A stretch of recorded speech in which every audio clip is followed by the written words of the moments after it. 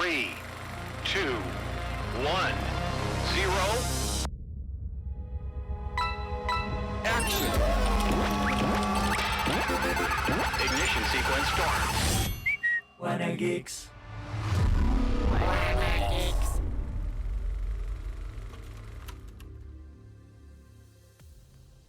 Dada la elección de gobernar un imperio corrupto y fallido o desafiar al destino por un mejor presente, ¿qué crees que debería de hacer un rey?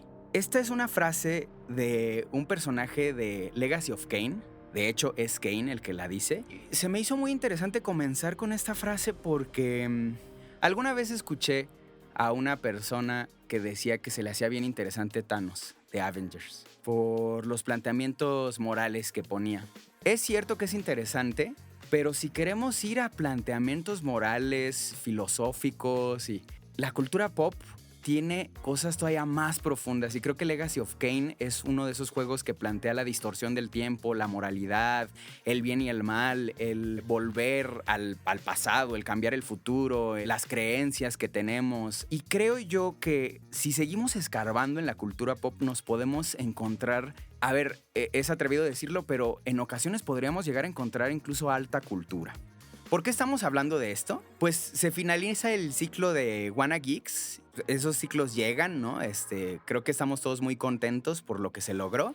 Pero el último capítulo queríamos poner en alto los temas de los que siempre hablamos, ¿no? Y queríamos armar una discusión en base a ello. Y para eso trajimos lo mejor de lo mejor. Bueno, la verdad es que todos los invitados que hemos traído estamos muy orgullosos. No es cierto que haya uno mejor que otro, pero hoy trajimos a Bárbara Desiré, filósofa, profesora, actualmente trabajando en la UNAM. Y ella es muy importante porque siempre da una perspectiva muy profunda de cualquier cosa de la que se avienta a platicar. Y a veces se contiene, pero siempre tiene muchas cosas muy interesantes que decir. ¿Cómo estás, Bárbara? Descontenida.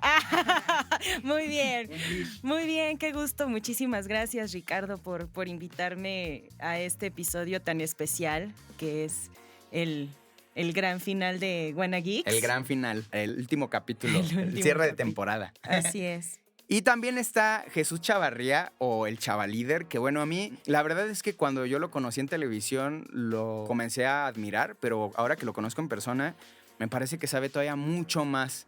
Y creo que Jesús Chavarría es de esas personas que se les tiene que escarbar lo más que sepan porque de repente un día ya o se van o deciden ya no salir o cambian su vida, bla, bla, bla. Y todo ese conocimiento, bueno, pues tratamos de exponerlo. ¿Cómo estás, Chava? Muy bien y realmente me siento muy halagado de que no solo de haber participado aquí en varias ocasiones, sino de compartir el espacio con ustedes y de tu descripción que hiciste. Así lo creo, la creo genuinamente. Me siento, la verdad, muy, muy halagado, ¿no? Y es un gusto andar por acá. No, pues contrario. Y Joaquín, nuestro analista estrella, que siempre ha sido muy gratificante compartir este programa con él, porque siempre te da perspectivas que no esperabas, ¿no? A lo mejor, de hecho, a veces venimos pensando en profundidad filosófica y luego Joaquín da contexto social, ¿no? Económico, y eso siempre será muy valioso. ¿Cómo estás, Joaco? Muy bien, muchas gracias. Hoy justo vamos a hablar de eso. Y bueno, su servilleta, Ricardo Yahuaca. A ver, se acaba Wanna Geeks, pero ahí tienen esta playlist enorme de programas que estamos muy orgullosos. Entonces, bueno, si se pueden suscribir, todavía hay chance y todavía se pueden dar cuenta de todo lo que platicamos, desde Star Wars hasta Metal Gear, hasta Batman, hasta, ¿no? O sea, hay de todo, hasta tecnología incluso. Y ya, previo a iniciar la charla, a ver, Wanna Geeks es un podcast que inició en 2021, iniciativa aquí de, la verdad es que de todo el equipo, encabezado por Javier Martret y Luisa Cantú, y se le quería dar una perspectiva diferente a estas charlas de contenido geek, de contenido pop, ¿no? Así de, bueno, ¿de dónde vienen? ¿Hacia dónde van? ¿Qué nos dicen de nosotros, de nuestra sociedad? Y bueno, ese es nuestro contexto. Y comenzamos con la primera pregunta. Quisiera empezar con Bárbara. ¿Por qué crees que resulta tan importante tratar estos temas de forma tan seria, ¿no? Porque a veces se les toca, pero como por encimita, ¿no? O como de, ay, bueno, ya vamos a divertirnos y a hablar de tonterías y entonces platícame de tu peliculita y por qué crees que se les deba dar espacio, respeto y profundidad. Bueno, yo creo que incluso la pregunta ya podríamos saltarla, ¿no? O sea, yo creo que ya hay que asumir que es importante hablar de cultura pop, porque finalmente, pues la cultura pop, pues este cristal que nos atraviesa y nos permea a todas, todos, todes, independientemente de cuál sea la cultura popular tradicional de cada uno, la nacionalidad de cada uno, el sentido de pertenencia de cada uno. Cultura pop la vamos, o sea, tal cual, tiene muchas definiciones, pero pues como que una de sus definiciones es cultura de las masas, hecha por las masas, ¿no? Entonces, todos entramos en este gran imaginario que es la cultura pop. Y quizás habría como que remontarse un poco más atrás de qué es cultura, que bueno, también aquí no soy antropóloga, claro. Definiciones de cultura hay muchas, pero finalmente la cultura nos da unos lentes bajo los cuales interpretamos la realidad, percibimos la realidad, y la cultura viene a ser un dueto que no se puede disociar de la identidad, ¿no? O sea, cuando hablamos de cultura, hablamos de identidad, y cuando hablamos de cultura pop, pues hablamos de identidad de las masas. Entonces, creo que podemos empezar por ya dejar de plantear la pregunta y más bien asumirla. Claro. Uh-huh. Por ahí platicaba en programas anteriores con Rollman, que es una persona que ha diseccionado muy a profundidad la obra de Hideo Kojima. Y este hombre, la verdad es que es de las personas más inteligentes y más profundas que yo haya tenido la oportunidad de escuchar en los medios de comunicación. Y no está hablando de Nietzsche, no está hablando de la circunstancia social que vive el país o del presidente. Está hablando de un videojuego y lo habla con una lucidez, un entendimiento y una profundidad que la verdad es que sí deslumbran. Y por eso creo que quería retomar de esta forma este tema. Dime tú qué piensas, Chava, o sea, porque aparte el Chava Líder puede hablar de Stanislav Lem o de Gundam, ¿no? Y puedes encontrar los puntos en los que se tocan y en los que se convierten en el mismo tema, ¿no? Por eso se me hace tan fascinante cómo explica Chava. No, pues es que yo creo que a final de cuentas algo que tendríamos que entender es que el arte y la ciencia tienen un punto de encuentro que es vital para precisamente lo que mencionabas, para saber quiénes somos, ¿no? Lo que empuja a las distintas manifestaciones artísticas, y entre las cuales entra por supuesto también las que se desembocan en el entretenimiento, pues es un mayor conocimiento del hombre. Todos queremos saber qué somos y cómo nos relacionamos con el entorno y quién es el otro y en dónde encajas.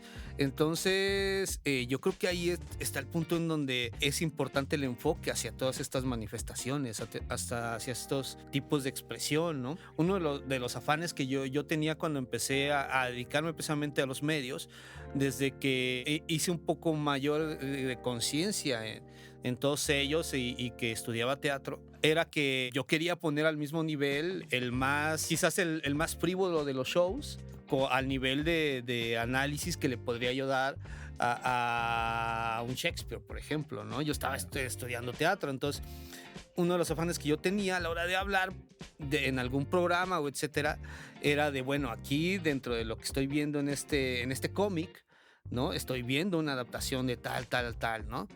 Y explicarlo. Y creo que a final de cuentas eso te lleva a extender la conversación y que empiecen a caerte veintes, ¿no? Entonces, de pronto ves que se publicó en los 70s un cómic donde se adapta a través de Thor el anillo de los Nibelungos, ¿no? Y entonces, lo que podría haberse quedado solo como una aventurilla bastante curiosa, etcétera, te das cuenta que tiene raíces más profundas.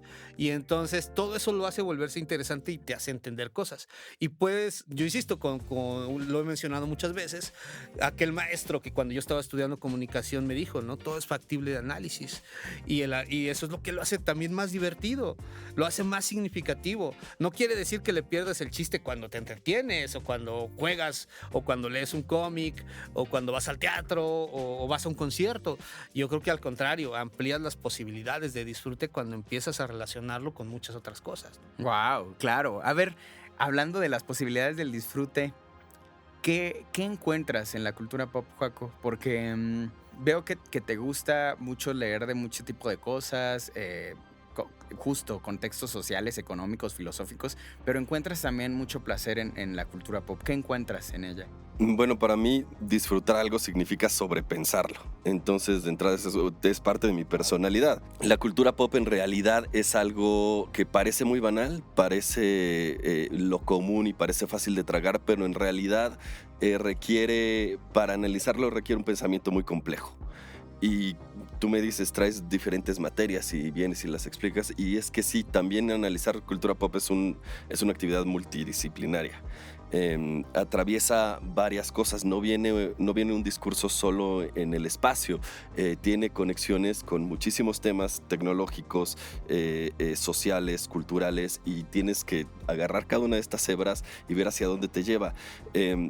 Una sola película se puede analizar desde una perspectiva de la teoría queer, feminista, marxista, estructuralista. La cultura pop es un vehículo que nos permite explorar cuestiones morales y filosóficas. Se sabe más sobre una sociedad estudiando su ficción que a veces estudiando las ruinas de sus ciudades. Nos dice cuáles son sus preocupaciones, sus angustias, lo que es socialmente aceptable, cuáles son las relaciones entre las personas. La cultura pop es una ventana a todo esto. Tengo muchos ejemplos de este asunto, pero aquí en Wanna Geeks hemos tomado varios temas desde diferentes perspectivas. Cuando estuvimos estudiando los zombies, estudiamos cuáles eran las angustias sociales, por qué zombies y por qué ahorita. Cuando estuvimos estudiando Buzz Lightyear, estuvimos estudiando asuntos de identidad, de representación y lo que es socialmente aceptable o lo que queremos que sea socialmente Y aceptable. además, eso, justo qué bueno que hablas de ese capítulo, vayan a escucharlo, porque se me hizo impresionante de dónde surgía este problema de Buzz Lightyear, que en realidad ni siquiera era entre la gente, eran patrocinios detrás de peleas de gobiernos y empresas. Y a veces eso es lo que estamos consumiendo y nos damos cuenta, ¿no? Eso es muy interesante también. Es verdad, y también la cultura pop tiene muchos aspectos que le pasan desapercibido al mainstream, a la industria cultural. Muchas veces las corrientes de la cultura pop vienen de o devienen en una subcultura. La cultura geek es una de esas. Entonces, muchas de estas discusiones nacen y mueren sin que la cultura, el mainstream se dé cuenta, siquiera. Y aún así, es importante hablar de cultura pop porque estamos absolutamente inmersos en esa. Todo lo que pensamos, hacemos o decimos de alguna forma viene formado desde la cultura popular. La traemos puesta. A veces nos la tatuamos en la piel. Tomamos fragmentos de ella y las incorporamos a nuestra identidad y a nuestra forma de ser. Agarramos las viejas banderas y les cosemos nuevos símbolos, como dicen por ahí. Es una forma de construcción y reconstrucción social constante. Entonces, estudiar cultura pop es un asunto muy complejo que requiere conocimiento de muchas disciplinas y que además enriquece el discurso. Yo no creo que sea algo banal. Creo que al ser masivo, al tener un apel masivo, en realidad es algo sumamente importante para la sociedad. Y creo que apenas a mediados del siglo XX la academia empezó a tomar nota de esto. Y los estudios más recientes son de 1992. O sea, no es algo viejo en absoluto. Y es algo que no se ha vuelto mainstream, que le falta popularidad, le falta replicabilidad. Y creo que es importante seguir haciéndolo. Pero ya sucederá. Ya sucederá. Y está sucediendo, Ajá. ¿no? No, y luego tocaste un tema bien importante porque dijiste que luego se transforma en lo que somos. Y de hecho, tenemos otro capítulo sobre La Sirenita con Chucho Calderón, donde conversamos justo de cómo la gente empieza a transformarse en eso. Y que más allá del racismo, mucha gente siente traición cuando le quitas a su Superman blanco, ¿no? Dices, es que no era blanco. Sí, compadre, pero no te lo tomes tan en serio. Bueno, los judíos, los palestinos, sí, están matándose así, o sea, pero sus niños, sus adultos, sus no sé qué, porque se toman muy en serio de quién es quién, ¿no? Fíjate que hace poco publiqué en Instagram un comentario sobre la de Elementos, la nueva de Pixar. Y pues yo comentaba un poco que en lo que algunos elementos en lo que falla y no sé qué. Y su único comentario fue adoctrinamiento. Y entonces te quedas pensando, dices, oye, ahora cualquier cosa que cambies o lo que sea, todo lo consideran adoctrinamiento y con mucha facilidad lo estigmatizan. Pero además es por miedo. porque están viendo traicionado su otro adoctrinamiento. Porque mi respuesta fue esa, digo, ahora cualquier cosa la catalogan como adoctrinamiento, pero porque no se dan cuenta que el adoctrinamiento de hace décadas es el que les da miedo cambiar. ¿No? Chava, y qué interesante. A ver, Desi, No, porque es quería. que justo o sea, justamente la cultura pop va a ser este espejo, ¿no? De esos viejos y nuevos adoctrinamientos y también anti, ¿no? Porque finalmente la cultura pop, recordemos que nace precisamente como algo subversivo, como una contracultura. Buscar esta legitimación no por la academia, no por los altos estándares del arte, Cuestionar. ¿no? Sino más bien precisamente retomar, como lo decías, Joaquín, o sea, pues esos elementos de la vida cotidiana, como la moda, como la comida, como la música. O sea, hablar de cultura pop es tomar todos estos elementos de la vida diaria, pero darles, o sea, ese otro enfoque, Sí, ¿no? una O sea, lectura. claro, y no solamente una, sino que se le repiensa desde distintas áreas. Tú mencionabas, Chava, pues este dúo entre el arte, la ciencia, y cómo también entra la teoría, ¿no? Y cómo esos elementos que encontramos en la cultura pop, pues se van enriqueciendo a partir de que todas estas áreas convergen y dialogan, ¿no? Hace ratito fuera de micrófono pues hablábamos del videojuego, cómo el videojuego, bueno, su función es tal cual hacerte jugar, pero encontramos en el videojuego expresiones artísticas, ¿no? Creativas impresionantes.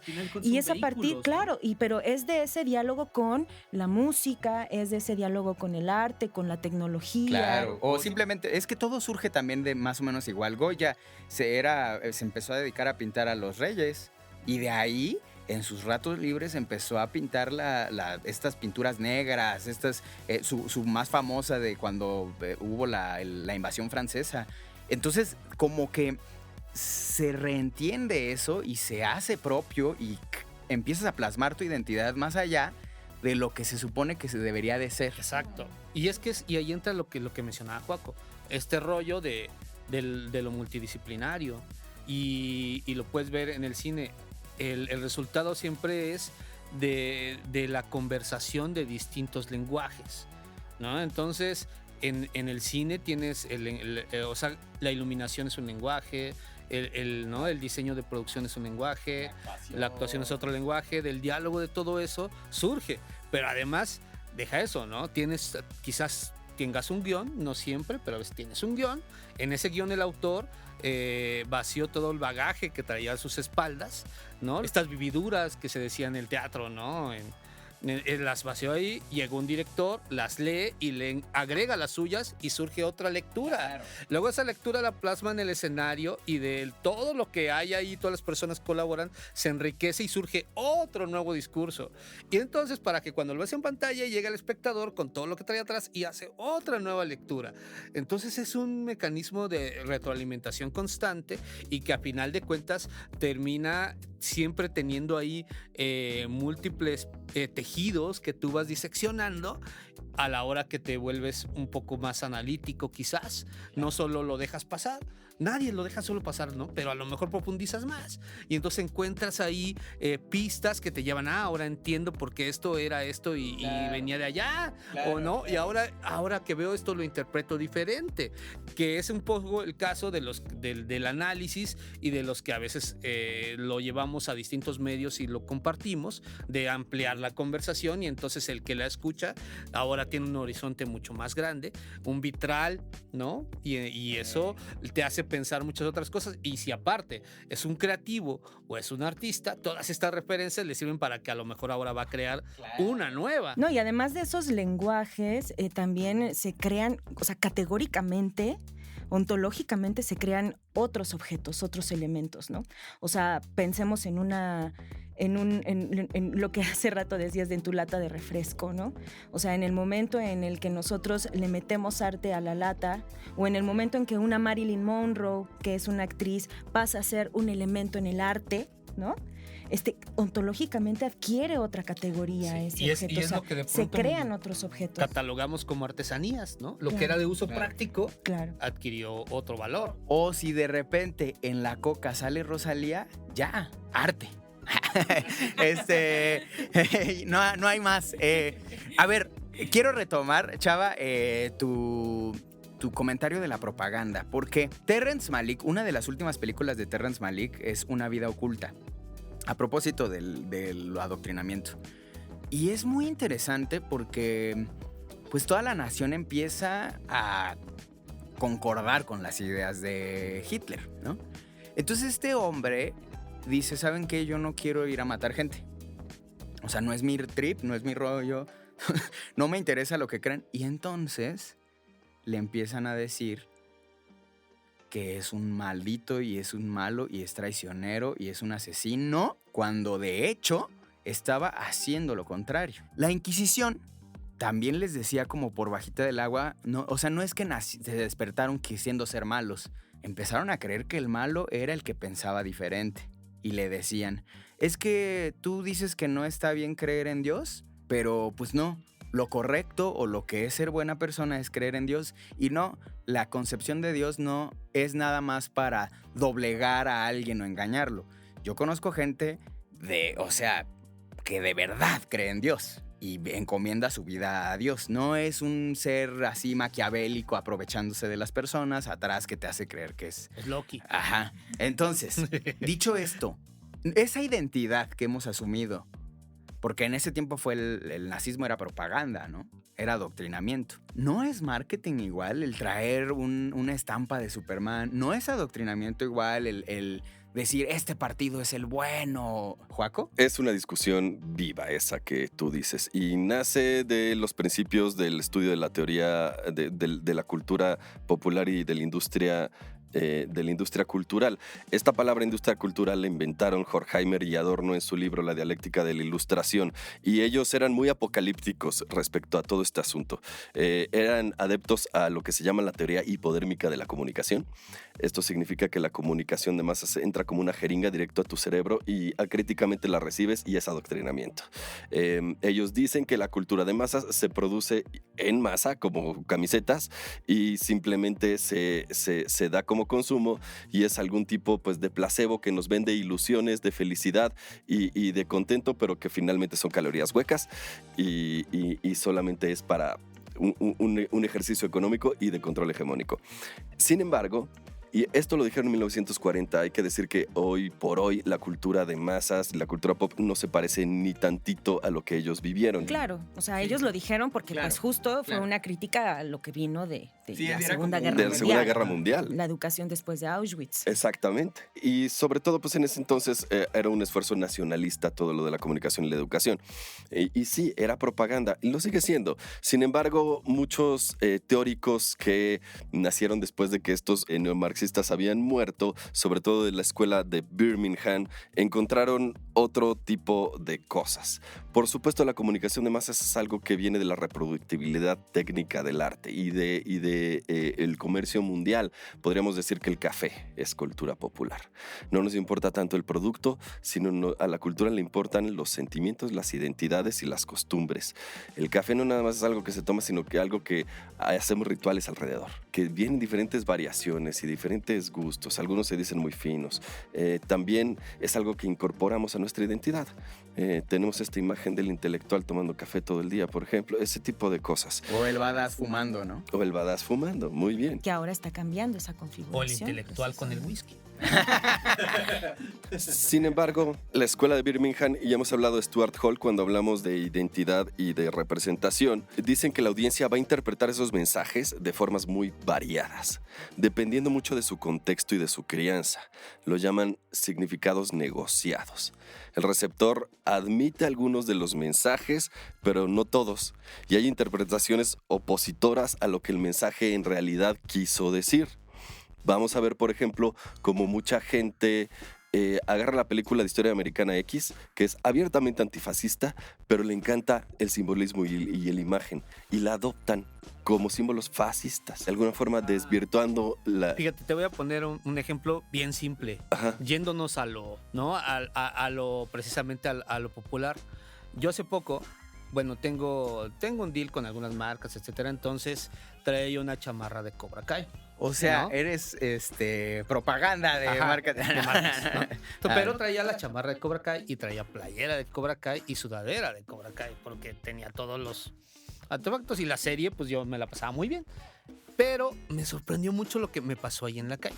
Iba yo caminando y encuentro, un chavo se me acerca y como pues muchos me ubican por los programas de TLS, pensé que era de eso, pero no. Se me acercó porque traía eso y me dice, oye, ¿te gusta Cobra Kai? Le digo, pues sí, está muy bueno, ¿no? Ya como las 10 de la noche, ¿no?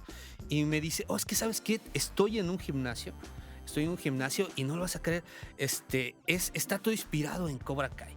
Wow, Y lo manejan dos gemelos. Dice, pero habías de ver, uno de ellos es idéntico al protagonista, a Johnny, así su personalidad y es igualito. Dice, pero ahí fue donde yo me quedé pensando, ¿qué está pasando aquí? Dice, en la pared tenemos escrito el de golpea primero, golpea duro, sin piedad. Dice, y ellos tienen el plan de aquí en el Valle de México extenderse como en la serie. Deberías de ir, conocerlo. Yo, sí, claro. Pero me quedé pensando, dije, oye, creo que estás malinterpretando el mensaje de la serie. Realmente están haciendo lo que hacen los que se supone que le hacen daño a la comunidad con este mensaje y ellos lo están perpetuando y se están quedando con ese otro lado en lugar de entender que realmente eso de sin piedad, golpear primero, etcétera, es lo que están ellos señalando como algo negativo, pero ellos lo asumen como bandera, se quedan con eso, les gusta el estilo y hacen su propia versión, ¿no? Oye, esa Exactamente. es la eterna lucha, ¿no? Que al final quieres expresar algo y termina siendo el reflejo del que lo observa y se empieza a platicar él mismo como en su locura, ¿no? Siempre va a ser así. Es lo que pasaba, por ejemplo, este mal que nos heredó el siglo XX, de glamorizar a los asesinos seriales, convertirlos en estrellas de televisión, y que es lo que proyectaba la película de Asesinos por Naturaleza, la de Oliver Stone. A mí esa película es una de mis películas favoritas, pero porque entiendo todo eso que está haciendo y cómo lo hace. Pero muchos de mi edad en ese entonces, cuando la vimos, tenían yo tengo mi cartel de Asesinos por Naturaleza tan marcado. Los tenían en su casa, pero porque querían ser como el protagonista de la serie. ¿Me explico? Y es un poco lo que pasa con Historia Americana X. ¿No?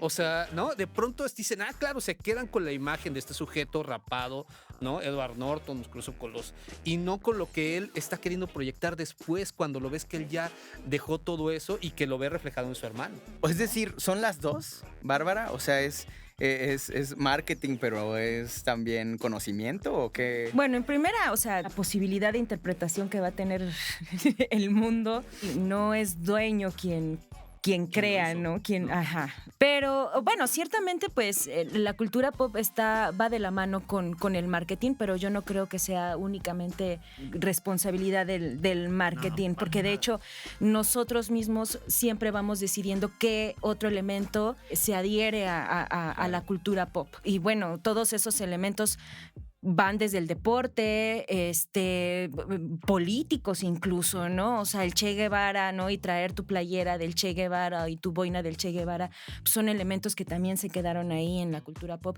Y nosotros incluso, como decía Joaquín, o sea, no solamente es que decidan los medios por nosotros, sino que también nosotros les vamos marcando a los medios de comunicación qué es lo que queremos ver y hacia dónde los queremos dirigir. De lo que hacemos. Creo que a estas alturas ya no podemos considerar al consumidor como alguien tonto, a quien y pasivo. Ajá, sino tenemos que confiar en la madurez del consumidor para elegir, ¿no? ¿Qué es lo que pasa? Por ejemplo, ¿no se acuerdan del episodio de Cartman cuando sale en South Park? Yo no me considero fan de esa serie, pero me parecía que era bien interesante. Hay un episodio donde sale Mel Gibson y Cartman arma hasta meeting enormes porque él quiere proyectar el mensaje de Mel Gibson. Pero según él, el mensaje de Mel Gibson era el antisemitismo, acabar con los judíos. Y toda la gente va y lo sigue, pero porque ellos creen que el mensaje que Cartman quiere proyectar es el de buena voluntad, porque, ¿no? Pero él cree que es el otro. Y nuevamente te das cuenta. Estamos platicando de cosas diferentes. Ajá, todos hablan de lo que sea. Y bueno, y ahora, por ejemplo, si lo ligamos, ya ves que ahorita lo que salió de creo que fue la Federación Italiana la que sacó estas reglas en donde empezó a prohibir cosas porque hay un rollo no solo de homofobia, de misoginia y de gritos en los estadios, sino también de fascismo y de nazismo. E incluso sacaron en un estadio, a uno de los asistentes porque llevaba una playera con el número 88 y que decía hijo de Hitler. Y ya prohibieron que se utilizaran en los uniformes de los equipos el número 88, precisamente por promover todo esto. No, fíjate, así tal cual lo estás diciendo. Hace poquito vi que un tweet que decía cómo Nolan, la trilogía de Batman, es un adoctrinamiento del fascismo para ser fascista. Y se me hizo bien interesante porque muy en especial en la 2, las cosas concretas que se dicen en la película y que observas están en contra de la riqueza, así muy claramente. De hecho, tú en esa trilogía nunca ves a Batman dándole porrazos a gente pobre. Siempre te deja claro que va por los millonarios. De hecho, Bruce Wayne te dice que sigue manteniendo su perfil de millonario para ir por los millonarios que dejan jodida a la gente. Y hasta el Guasón dice, a ustedes nada más les importa el dinero. Son y bueno, asquerosos. al final, quienes demuestran ser mejores personas son los que están catalogados como escoria. Claro. Ajá. ¿No? Entonces, Claro. tú ves este comentario de cómo es un adoctrinamiento hacia el fascismo y miren, no me voy a atrever a decir que yo estoy bien. Más bien, ¿cómo vemos lo contrario? Me Es que a parece veces maravilloso. ves o sea, lo que quieres fascinante. ver. Ajá. Y lo que puedes. ¿no? Ajá. De lo que eres Ahora capaz. que puedes. Por Sí, eso claro. es bien importante como remitirse a los hechos. Y en los hechos, creo que es más complicado ir escapando. Pero bueno, o sea, a ver, es que no existe justo el hecho. Los Sí, o sea, hechos. tendrías que O sea, ir. volvemos al mundo de las Eso sí, interpretaciones, sí. pero es un ejemplo muy interesante porque, por ejemplo, la sirenita, ¿no? O sea, la nueva sirenita simplemente le cambiaron el color de piel, pero no cambia en nada la historia de la sirenita, ¿no? Pero ¿cómo Aunque sí hay cambias? elementos. ¿Cómo sigues justificando a Batman que siga siendo un multimillonario en este mundo? Es ¿Y que cómo exacto. puedes seguir justificando su historia, por ejemplo? ¿no? O sea, Y- tendrías que, o sea, Nolan lo que buscó fue ubicarlo en nuestra realidad, en el hoy. ¿No? Yo les decía así, si Tim Burton llevó a Batman a su mundo, Christopher Nolan lo trajo al nuestro. Así, ¿no? Tal cual. Y entonces obedece a todos estos cuestionamientos y planteamientos. Ahora, esos cambios, por ejemplo, en el de la Sirenita, hay cambios que tú puedes entender y te pueden facilitar, ¿no? Por ejemplo, en el caso de la Sirenita, tú dices, bueno, tomemos en cuenta que la Sirenita es un pez. Puede ser del color que quieras, podría ser azul, morado. ¿Por qué les molesta tanto que en este caso sea afroamericana? Pues porque ¿No? yo creo que se lo tatuaron, como Exacto. decía Joaco. Y Pero aparte, decía, ve, ¿no? ceden la responsabilidad. Yo vi comentarios que decían, ¿para qué nos acostumbraron a ver una sirenita durante tantos años y ahora nos la cambian? Y es decir, oye, pues ya eres un adulto, ¿no? Ya eres un adulto. Pues, o sea, fíjate. ¿Por qué me dijeron Sí. que Jesús era blanco si al final Sí. era como No, medio árabe? ¿Por qué si Santa Claus dijeron que era gordón? Entonces, yo, por ejemplo, fui a una tienda de estas al supermercado, iba con mi esposa y me dice, ven, vamos a comprarle a mis sobrinos, ¿no? A un niño y niña. Ella tiene 5 y me dice, vamos a comprarles algo. Y entonces me dice, mira, ya hay unas de la Sirenita y no sé qué, pasa tú a verlas en lo que yo cuido el carrito, porque ya habíamos salido. Entonces pasé y los vi y le dije que no quería comprarle esos vasos porque era la Sirenita de antes, no era la de ahorita. Y le digo, ya ahorita la discusión que traen hasta en las escuelas, porque lo vimos con mi sobrina que hicieron ese comentario de que le había dicho a mi sobrino otro niño, otro compañero de escuela que no le iba a ver porque era negra, tal cual, así literal lo dijo. Le digo, entonces no quiero que ahorita que está esa película le demos uno de la vieja Sirenita. Pues mejor, o sea, si le vamos a compramos uno de la de ahorita, porque pues ¿por qué le pretendería yo reforzar a ella que tiene 5 años lo de una película que ya ni le corresponde, ¿no? Porque eso sería lo que yo haría, reforzarle, no, ¿sabes qué? Tú la otra, esta no. Lo pensé, no sé qué tan correcto a la práctica, etcétera, pero nuevamente, o sea, vuelves a ese asunto del verdadero adoctrinamiento, ¿no? Entonces lo señalan de adoctrinamiento, pero el otro adoctrinamiento no cuenta o qué rollo. Era el buen adoctrinamiento. O sea, era- es que hay buen adoctrinamiento y mal Entonces, adoctrinamiento. ¿no? Es y que eso lo es que un dices. reflejo de, Ajá. perdón, o sea, de Adelante, la va. cultura pop, que Ajá. es viva, ¿no? Es viva, vigente. Claro. Exacto. Los académicos te dirían que una de las cosas que definen la cultura popular es que cambia más en sentido del tiempo que del espacio. En el espacio, de hecho, es el mismo. Uno puede preguntar aquí en África quién es Superman y van a tener una imagen muy clara. Pero a lo largo del tiempo, de hecho, ha cambiado mucho. no es el mismo Superman que era antes y cada una de las versiones es diferente y pasa con La Sirenita también. Es un producto que está constreñido en su tiempo, en su época y en la sociedad, en lo que es socialmente aceptable. Los que son las angustias y los valores morales de cierto tiempo está imbuido el producto de eso. Es por eso que tiene razón Chava al decir, no, esta es la Sirenita que te corresponde a ti, porque tú vives en esta sociedad y no en la de 1991. Entonces, claro, es que a diferencia de las culturas populares tradicionales que sí intentan mantener el elemento tal cual y que nunca cambia y sea estático, la cultura pop cambia constantemente. totalmente ¿no? Es como el cambia, lenguaje. claro. Es un texto que diría Jenkins es constantemente reescrito, reinterpretado y recorrido, digamos. Rerun le llama. Sí, y ahí es donde entra cuál es el objetivo, ¿no? Por ejemplo, en las escuelas de cine ahorita, con este asunto de la equidad, empezaron a dividir a mitad y mitad los aceptados entre hombres y mujeres, ¿no? Entonces tú piensas, bueno, esto puede tener muchas consecuencias, que no tiene caso extendernos con eso. Y la puedes cuestionar, pero de que es algo que era necesario que hicieran para después llegar a un paso en el que eso se asuma sin necesidad que obligues, pues es importante, ¿no? A final de cuentas. Y es un poco lo que pasa con este asunto de la Sirenita y la inclusión forzada, ¿no? A veces resulta porque está bien pensada, bien justificada, hay una razón para esto y para aquello.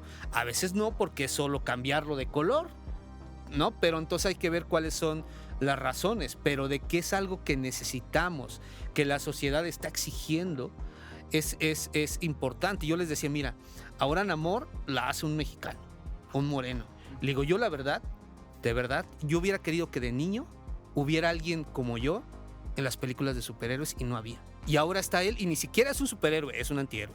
Y ahora está él y yo, al menos eso yo que he tenido oportunidad de platicar con Tenoch, yo le dije, yo agradezco que haya un personaje así, mi sobrina o mis sobrinos puedan ver algo así, ¿no? Y no piensen que porque todos en las películas o en las series son rubios los protagonistas o son anglosajones, o sea, son los que deben ser y son los buenos, ¿no? Y los malos son los morenos, etcétera.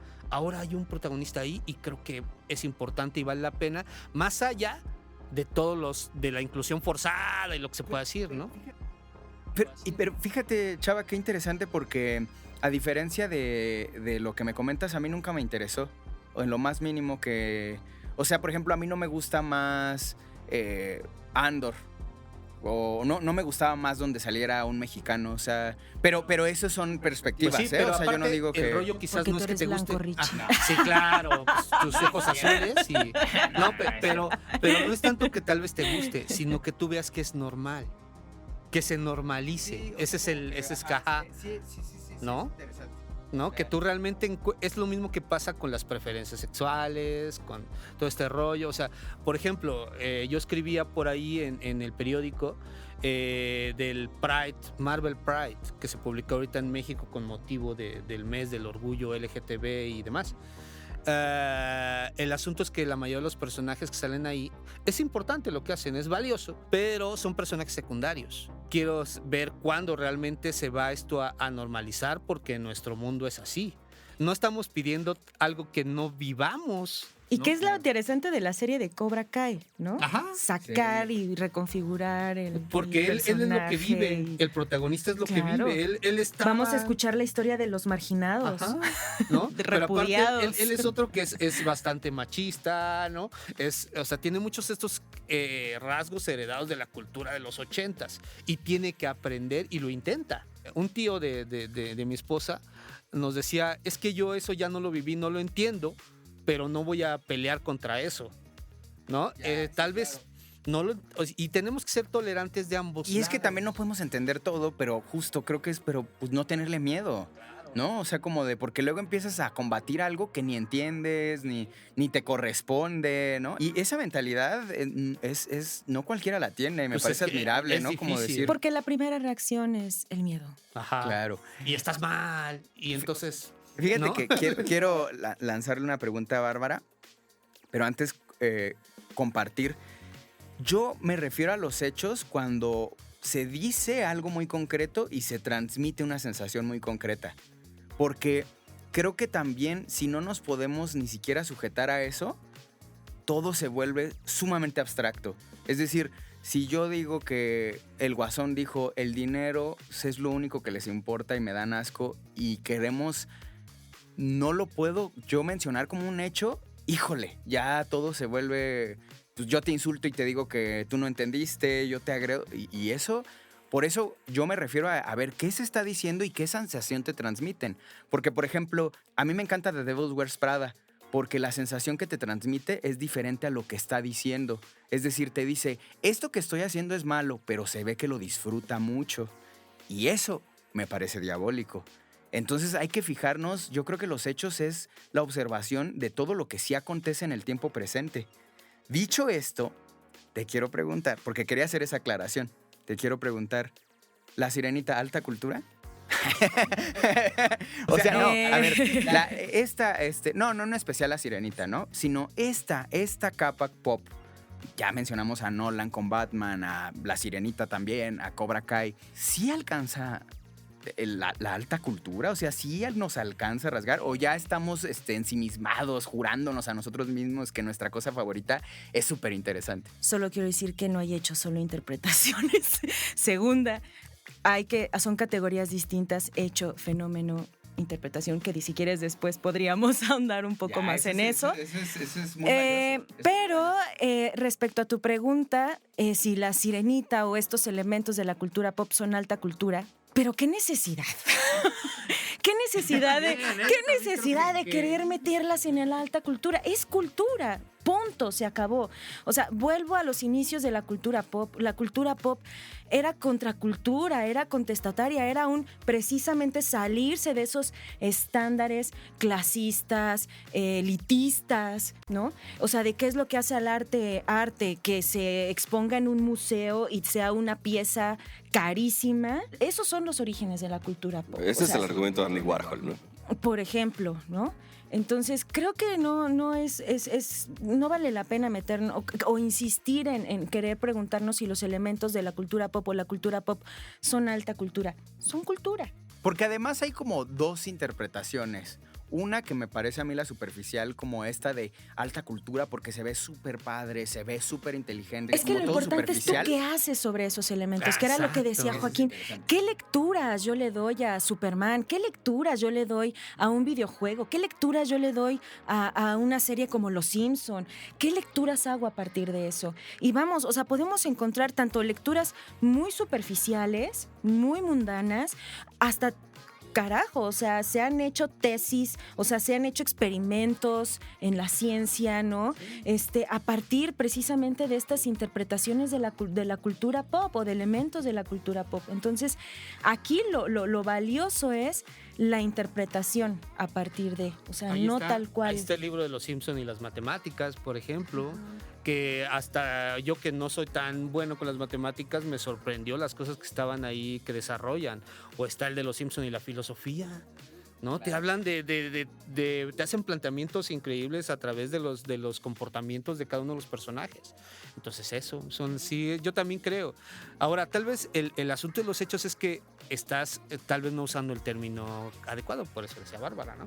O sea, no son hechos, sino obviamente argumentas de acuerdo a lo que está ahí. O sea, eso tienes que sustentar tu argumento en lo que viste. Por eso también mencioné, Sí, o sea, como no- yo no lo es un estaba, radicalismo. como yo lo Ajá, sí. por eso, sí se me hizo, o sea, no en defensa mía, sino por eso quise decir, como yo lo estoy entendiendo.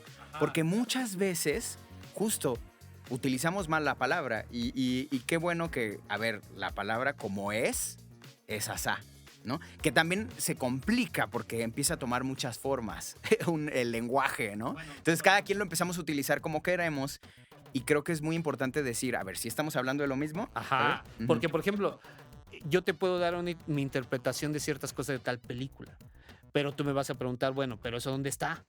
Y yo te voy a decir, bueno, está aquí en esta escena y lo ligas con esta y con esta y con esta. A final de cuentas es una idea, no es una verdad, no es total, pero está ahí y entonces yo te argumento. Y si tú me argumentas otra cosa, entonces cuestiono. Si no la contraargumentas porque dices, claro, está ahí, por ejemplo, a la hora que a mí me preguntan cómo hago una crítica de cine, yo les digo, mira, una de las primeras cosas que tengo que ver es que vi. Tengo que ver, ¿no? Exactamente, no irme a la papaya cósmica desde el principio, sino ver qué vi. Así tal cual con el pleonasmo. A ver, ¿qué viste?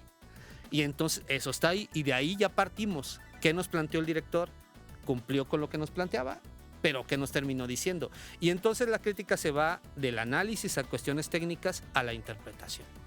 Y ahí ya. Joaco, ¿no? y a ver, ya casi para cerrar la conversación, ¿en qué radica que algo sea como shakespeariano o sea la resurrección de Cristo o sea la muerte de Batman en The Dark Knight Rises? O sea, ¿cuál es la diferencia entre esto sí es pop, esto no es pop, esto es alta, esto no? O sea, ¿qué encuentras tú? O sea, ¿en qué momento podemos decir esto es de lo bueno e interesante o esto es de lo que los superhéroes de Marvel? Esa es la pregunta del millón y depende de qué filósofo le preguntes.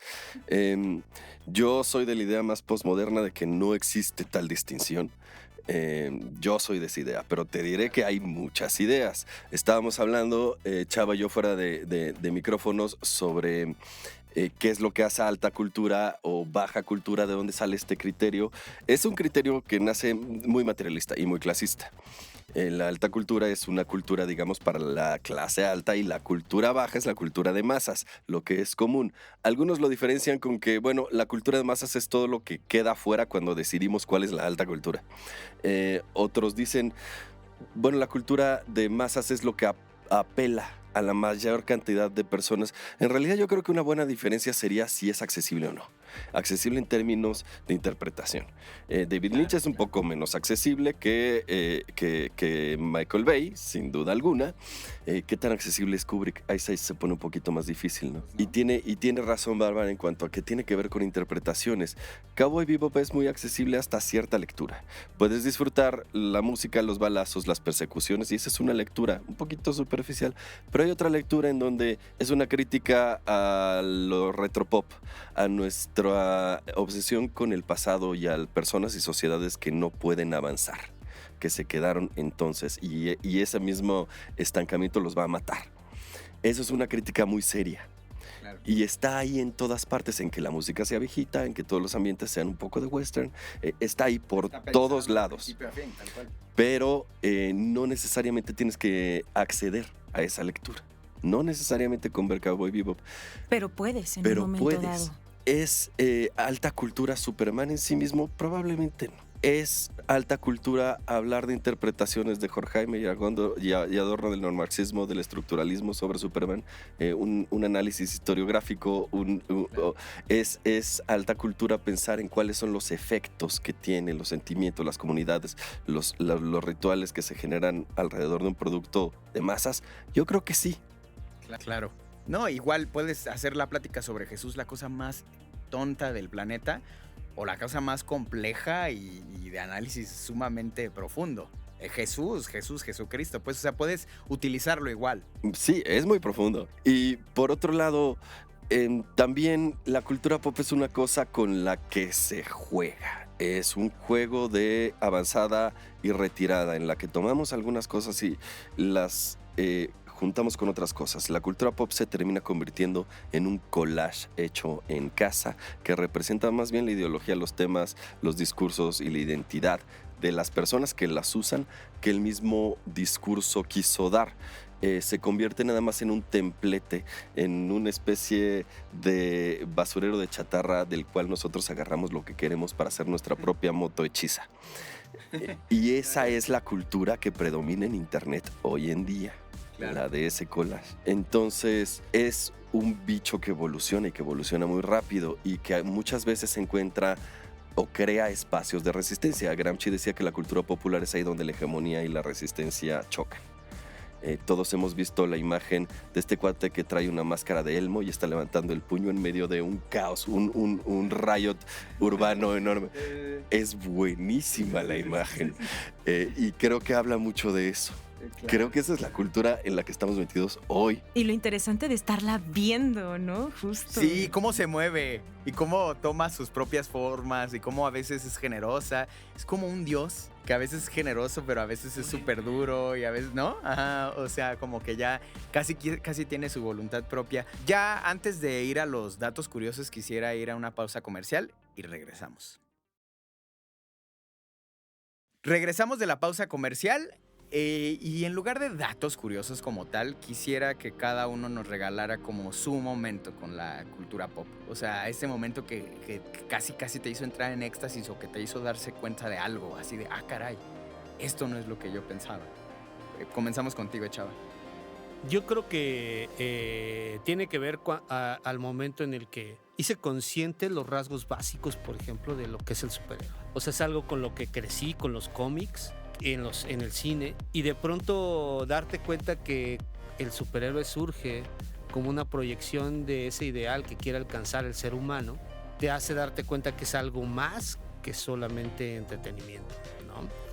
El superhéroe surge como aquello a lo que quieres aspirar. Por eso Superman es el primero, digamos, y es tan perfecto, ¿no? Porque el ser humano quisiera hacer eso. Y es perfecto a distintos niveles, no solo físicos, sino morales, etcétera, ¿no? Entonces cuando descubres que está eso ahí, entonces te das cuenta que está en todos lados esos otros pliegues a través de los cuales desarrollas discursos y te sirve para interpretar la vida. Porque si algo yo aprendí de los superhéroes y que tiene que ver con el cine, y alguna vez esta frase, según yo, lo dijo James Dean, es que es a través de eso que entiendes muchas cosas a tu alrededor y decides qué es lo que quieres hacer. Aquella vez James Dean me acuerdo que dijo, es muy difícil llegar a ser un buen actor, pero es mucho más difícil ser una buena persona. Y yo quiero ser ambas cosas antes de morir. Ya no le dio tiempo, pero entonces cuando todo eso lo juntas, te das cuenta y dices, claro, todo esto está aquí. Y creo que yo, que ahora estoy haciendo, por ejemplo, en ese entonces ya estoy dirigiendo teatro, yo quiero ser un director de teatro que le hable bien a sus actores, porque el que yo esté como director no me da la posibilidad de ser una mala persona. Y todo eso tiene que ver con superhéroes, con un actor de cine, con teatro y con todo lo que me dio para interpretar la vida, ¿no? Entonces creo que ese es un punto en el que yo hice consciente toda esa conexión y por eso amo las conexiones, ¿no? Qué poderoso. Entonces creo que ese sería mi momento. Qué padre. Bárbara, ¿cuál fue tu momento pop así que dijiste, wow, aquí hay algo que no me habían dicho o que no creíamos? Pues creo que justo en el momento en el que me di cuenta que a partir de la cultura pop podía entender mucho de mí misma. Alguna vez lo platicamos aquí en un episodio de cómo vimos esta generación colchón entre el fin del siglo y el nuevo siglo, ¿no? Entonces, pues en el momento en el que cobras conciencia de que la música que se está haciendo en tu época, en tu generación, el cine que se está haciendo en tu generación, todo lo creativo que hay en tu generación, y lo ves justamente como espejo en la cultura pop, yo creo que ese fue como mi momento de dejar de renegar de mi ahora, de mi acontecer y abrazarlo y justamente voltear a darle otras interpretaciones. O sea, estuve pensando como una anécdota que pudiera ser muy cultura pop y dije, voy a contar mi momento Marta y Gareda, ¿no? Que, por ejemplo, te obliga a saber de qué estamos hablando. Sí, que Poncho Herrera te invitó a salir. No, Bill Clinton. Me conocí a Bill Clinton y le di la mano a Bill Clinton alguna vez comiendo esquites en Coyoacán, ¿Qué? ¿no? Y tuve mi momento y dije, ¿cómo lo voy a titular? Cuando Bill Clinton me quiso ligar, ¿no? Porque... Ahí está, sí. Y entonces, y todos entenderíamos. ¿No? Sí, ese es mi momento, Marta y Gareda, ¿no? Porque es verdad, justo, o sea, yo digo, yo no fui a ver a Bill Clinton, fue un azar completamente en la vida y igualmente no tengo elementos para probarlos porque pues quizás aquella foto que me tomaron jamás, quién sabe dónde quedó, ¿no? Pero bueno, y además creo que justo Bill Clinton pasará a ser un elemento en la cultura pop. ¿Ya lo es? Ya lo es, de hecho, exacto, claro. sí. Juanjo, tu momento pop. Híjole, yo no sé si sea un momento, pero creo que a muy temprana edad, cuando Televisa todavía tenía un poquito de integridad artística, mi generación descubrió, sin pensarlo, inintencionalmente descubrió el anime. Eran series que en esta onda de conquista cultural de Japón estaban todas ambientadas en Europa, en los Alpes suizos, etcétera, etcétera, y contaban historias a la europea. Pero a diferencia de las animaciones americanas que estaban hechas para vender juguetes que terminaban cada media hora y que en realidad no tenían un fondo emocional, estas eran impactantes. Impactantes en cuanto a trágico. Era una experiencia sentimental desgarradora. Y así fui descubriendo varias cosas. Yo soy una persona que además terminó encantado por esto, y mucho de lo que llevo puesto, de la forma en la que me expreso, de la forma en la que me conduzco, tiene que ver con una influencia marcadamente oriental. Primero con el Cool Japan, y en esta última década la invasión de productos y de temas de China, no sé si la han notado, pero es muy grande. Y va a continuar. Entonces yo creo que no nada más marcó mi infancia de una manera determinante, sino que ya determinó toda mi identidad a lo largo de toda mi vida, y lo sigue haciendo. Entonces, podría además irme en anécdotas y anécdotas, cómo me traumó el expreso espacial, cómo me emocioné desde Belly Sebastian hasta Saint Seiya y con varias cosas, pero sí, creo que ese es mi momento pop. Fíjate, yo tengo como dos momentos. El primero fue cuando yo tenía el PlayStation 1, me empecé a dar cuenta que las cosas que yo le platicaba a los adultos se les hacían muy interesantes y creían que era un niño muy lector, y yo nada más les repetía lo que veía en mis videojuegos. Ese fue mi primer indicador de que había algo que estaba bien en los videojuegos que consumía, ¿no? Uno de ellos se llama Soul River, que justo comencé con una frase de uno de los protagonistas. Y me parecía muy maravilloso, porque para describir que un edificio se había caído, el protagonista tomaba como una forma shakespeariana y decía así como de: nunca imaginé que tras los eones yo encontrase aquello que me representó grabado en piedra y carcomido en arbusto. O sea, era una expresión un tanto poética de lo que veías frente a tus ojos. Ese fue como cuando dilucidé que había algo que creo que los adultos no se estaban dando cuenta. Pero un segundo gran momento, como ya mucho más profundo, fue que ya como a mis 18 años, entre mis 15 y 20 años, empecé yo a leer cosas un poquito que por lo menos resultan más interesantes para los intelectuales. Quién sabe si sean mejores o lo que sea. Pero empecé a darme cuenta, muy en especial en la película de Batman Begins de Nolan, que ahí estaban también. Pero en lugar de que la vieras como una cita de Zaratustra, la decía Ra's al Ghul a Bruce Wayne. Y ahí dije: ah, caray, no es lo que nos habían dicho, es una cosa que puede tomar profundidades sumamente densas, y hay grandes intelectuales detrás de a lo mejor los Caballeros del Zodiaco, de Naruto, de Demon Slayer, ¿no? O sea, esa fue como, wow, no manches, quiero ver qué me he perdido, ¿no? Y ya de ahí no tiene fondo, ya te vas con Kubrick y te vas, ¿no? Ya contamos nuestras anécdotas, pero todavía falta un cierre. Bárbara, hay que cerrar este capítulo y este Wanna Geeks, y nos escucharemos para la próxima, pero un cierre digno. Escuchen Wanna Geeks, porque creo que sí, todos los episodios los van a acercar a la cultura pop y a esto que ya se empieza a escuchar, que es el mundo geek. Yo les felicito por el trabajo que han hecho. Sí, la verdad me gusta mucho hacer ejercicio escuchando a Juan, escuchándote a ti, Ricardo, y siempre a las y los invitados que han tenido. Y quedémonos, creo que al final con lo que puedo quedarme es: consumamos cultura y no dejemos que nos impongan o que nos digan qué es y qué no es digno de ser analizado, ¿no? Seamos contestatarios. Sí. Chavalíder.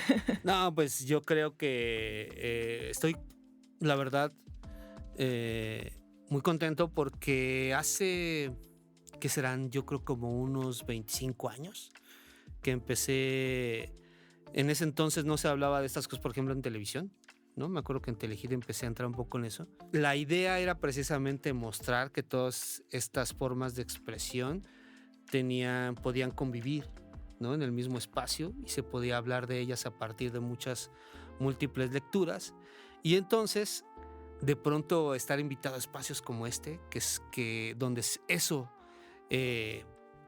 explota, pero además sin tomárnoslo tan en serio, quiere decir que la gente aún tiene esta apertura pues para ese tipo de cosas y no están tan radicalizados y no estamos estacionados en la tolerancia, porque la tolerancia es te aguanto aunque no me gusta ni te entiendo, y yo creo que sí estamos todavía cerca de poder más bien comprender al otro, ¿no? Que eso sería la base para poder tener una buena convivencia, no la tolerancia, pues la tolerancia te aguanto, no, comprender al otro. Entonces yo me quedo con eso y creo que por eso vale la pena escuchar cada uno de los episodios de Wanna Geeks, porque además nos la pasamos muy bien y no polarizamos, ¿no?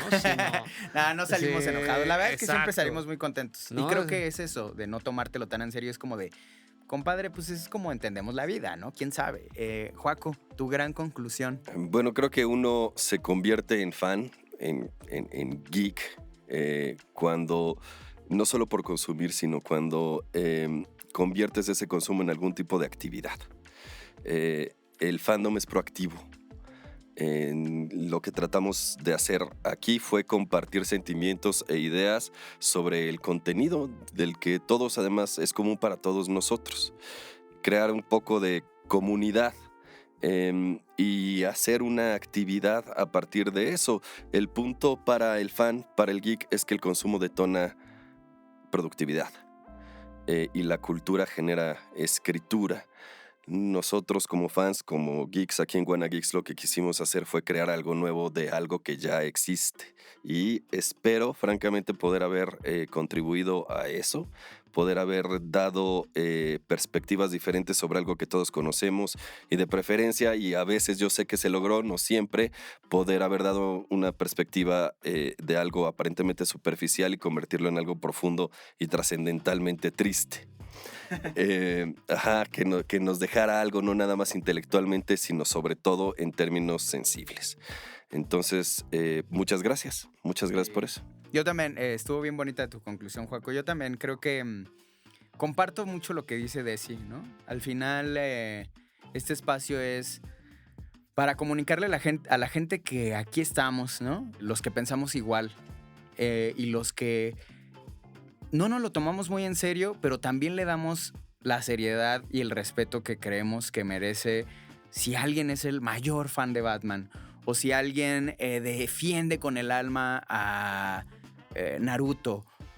Aquí estamos y sabemos y entendemos lo que observan en las cosas que aman, y no permitan que nadie les diga que lo que les gusta y lo que aman está chafa, o que no es así, o que debe ser asá, y que mira, tú Naruto, pero Orson Welles es mucho mejor y es alta cultura y es así como se debe hacer. Creo que no hay que permitir que nos digan lo que debemos de consumir y lo que nos debe de gustar, y por eso se hizo este espacio, para defenderlo con dientes y garras y al mismo nivel que alguien defiende la Biblia, pues, o sea, en el sentido de tomárnoslo en serio, de analizarlo, pero tampoco hay que enojarnos. Justo esta fue la intención de este podcast, como dice Joaco, de estimular intelectualmente, pero más que nada encontrarnos a nosotros mismos y generar pues un sentimiento que ojalá haya sido bonito. Ya nos vamos. Seguramente habrá otros espacios donde nos encontraremos cada uno de nosotros. Agradecemos, ¿no? Creo que esos espacios también, a pesar de que nunca será perfecto, y si ya algo es perfecto, pues ya vete a dormir, porque... pero estos espacios no serían posibles sin gente como Luisa Cantú en la dirección, Javier Martret en producción general, Audiocentro y evidentemente Héctor, que a lo mejor de repente es así de, ay, la persona del audio, pero no, es así como nos sube los ánimos, siempre nos comparte, nos da instrucciones y así, y la verdad es que ojalá tuvieran a alguien como Héctor en su equipo, de verdad les reconfortaría mucho. Y nada, pues esto es el cierre de Wanna Geeks, pero como les dije, seguramente en otros espacios nos escucharemos próximamente. Entonces, pues nada, muchas gracias.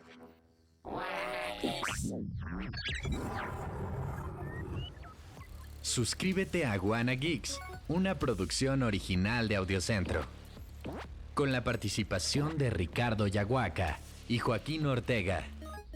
Edición Héctor Mondragón. Producción Javier Martret. Dirección general Luisa Cantú. Audiocentro.